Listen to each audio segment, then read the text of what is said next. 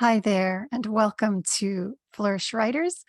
I'm Mindy Kiker. Together with Jennifer Kokert, we are thrilled to share with you another installment of our strategies to sustain your writing life. Welcome to September. And we are looking this month at seeking satisfaction from a valid source. And let's begin with what we've been chatting about inside the academy. Jackie says, if you're struggling with your craft, know this. He has separated, set you apart. He has blessed you abundantly. He has distinguished your name. He will bless others with his words through you. Trust him and trust the process. In Genesis 12:29 from the Amplified, and I will make you a great nation, and I will bless you abundantly, and make your name great, exalted, distinguished, and you will be a blessing, a source of great good to others. Jackie continues, the struggle is real, but you can and you will accomplish what he has called you to by his strength, which empowers you. And so Jackie put this in an encouragement. She was calling us to our monthly prayer group and just reminding us of the truth found in God's word that shows up in our writing life. And so this elicited some conversation. Jill said, I certainly feel too weak to accomplish the calling without him. I'm thankful for this and seeking to relax into resting in his provision. I think a lot of us feel like that. I didn't know what I was getting into. I didn't really know what God was asking me to do when I said yes. And so making our peace with just how hard it can be some days, but trusting that he will provide. That verse again in the Amplified Version, and I will make you a great nation, and I will bless you abundantly, and make your name great, exalted, distinguished, and you will be a blessing, a source of great good to others. And I don't know about you, but sometimes it can be like you both simultaneously desire, but also fear putting yourself out there and feeling like you're drawing attention to yourself and concern that other people might think you want to be exalted. Oh, no, I'm just trying to exalt God. But nevertheless, we are the one showing up, calling ourselves a writer and putting ourselves out there. So I shared in our community space, I spent years seeking to be exalted and distinguished, continually frustrated by the lack of others' approval. They couldn't see how amazing I was. After too many years, I realized obedience is the most exalted and distinguished accomplishment there is. I knew God was calling me to be a servant, so I yielded, kicking and screaming, mind you. When I bowed low and stopped looking for approval from others, my aspirations shifted. Rather than seeking to be blessed, I became a blessing and was blessed in the process. What joy. And often our writing life calls us to explore parts of our hearts that we never anticipated having to go there with the Lord. But the more we show up in obedience, the more he shares with us the glory. And it's glory for us first. We experience it first. We really can't share anything that we haven't truly personally experienced with the Lord.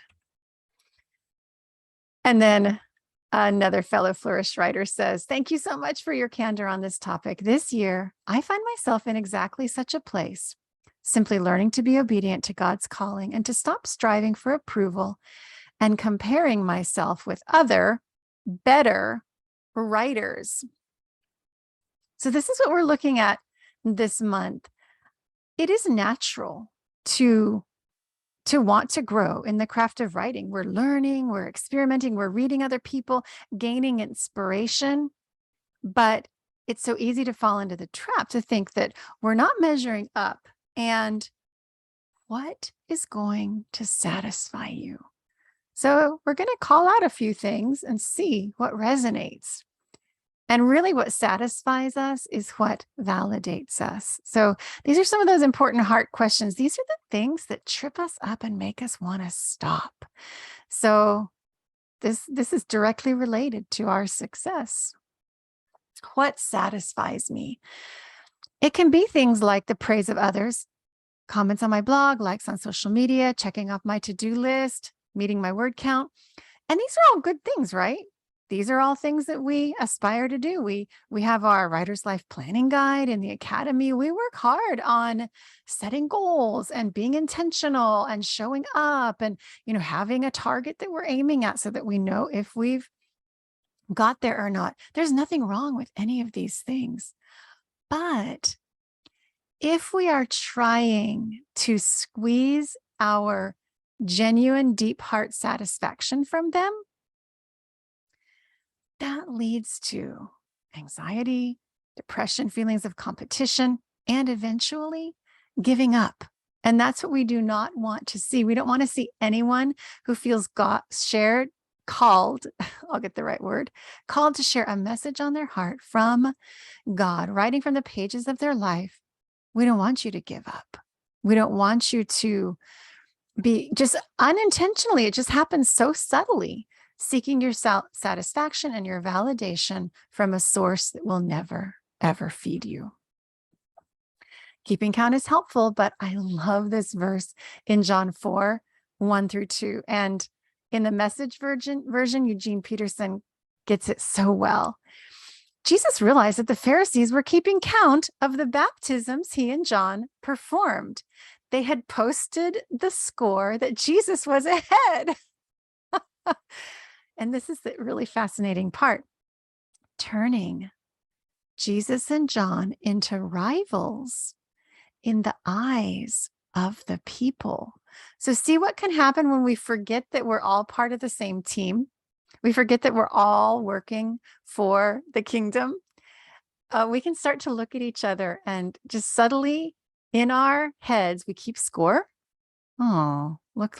Oh my God, she published her book before I did. Oh my goodness, she's got her website up and running. Oh my word, look at her gorgeous branding. I'm still thinking about my branding.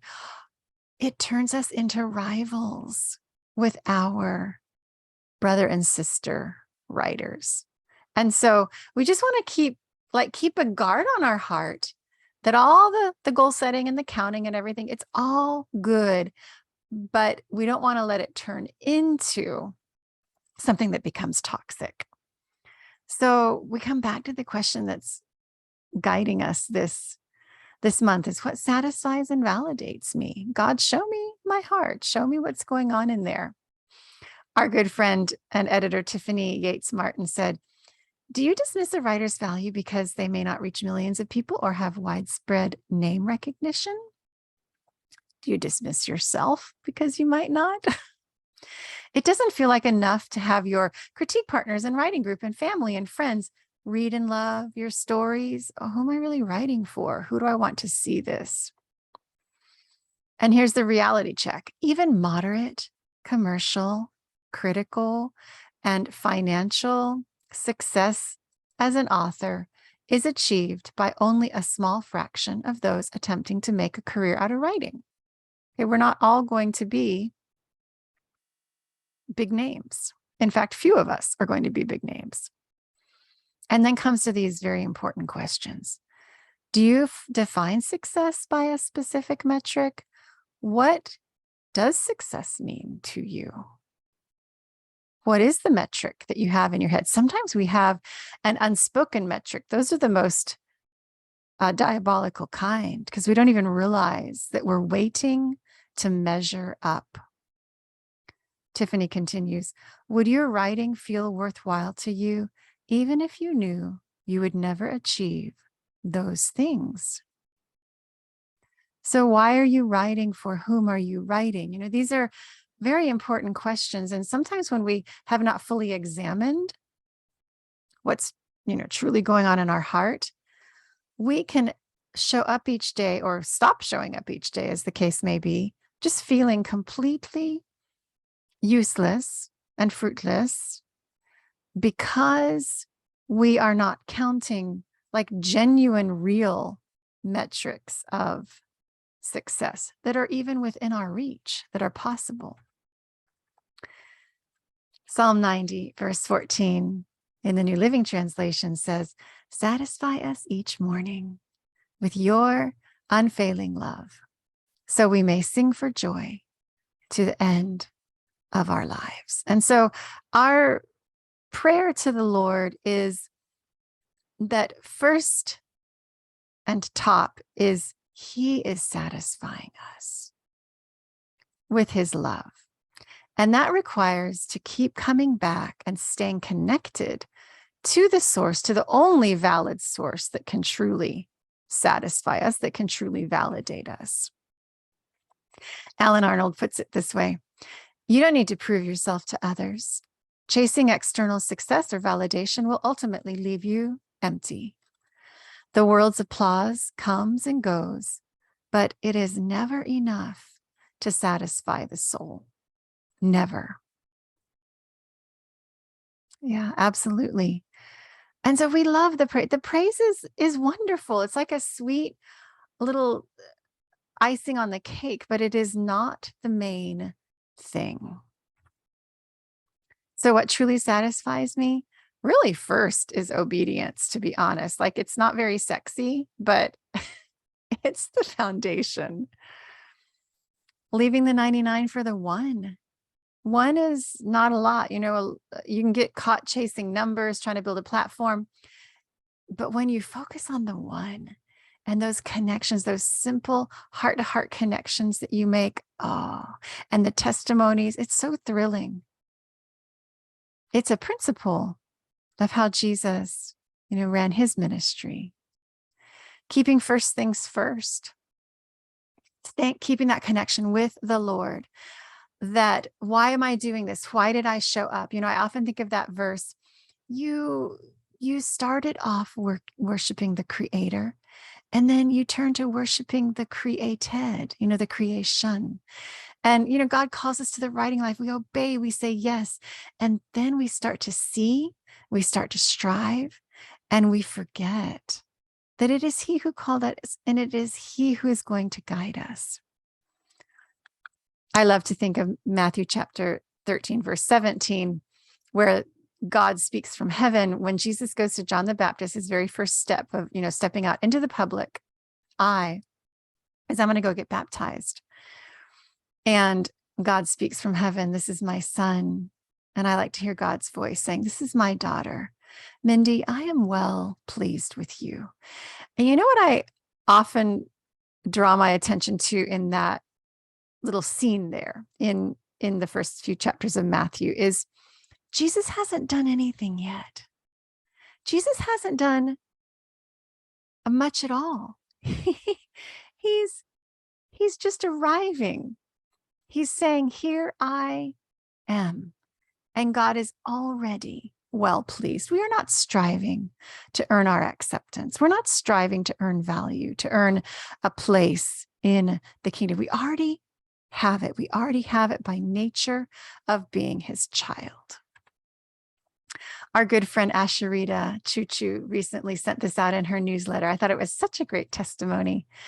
She wants to share a personal testimony that illustrates how God takes our meager offering and grows it as only He can do.